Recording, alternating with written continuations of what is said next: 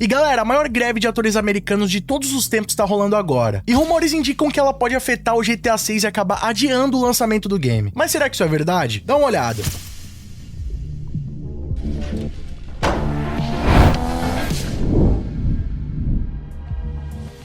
E aí pessoal, tudo bem com vocês? Sunnyplay aqui outra vez e galera, se você aí é apaixonado pelos jogos como eu e sempre sonhou em trabalhar com games, um dos nichos que pode te ajudar a realizar esse sonho e ainda ganhar uma boa grana é o de mods, principalmente modificações do GTA V. Já pensou em converter e editar os seus próprios mods e conseguir fazer uma renda extra com isso? Então acessa aqui o primeiro link no comentário fixado e conheça o curso GTA V Converter Mods e faça como alguns dos nossos alunos que já estão praticando e vendendo seus mods até em dólar. Link no comentário fixado.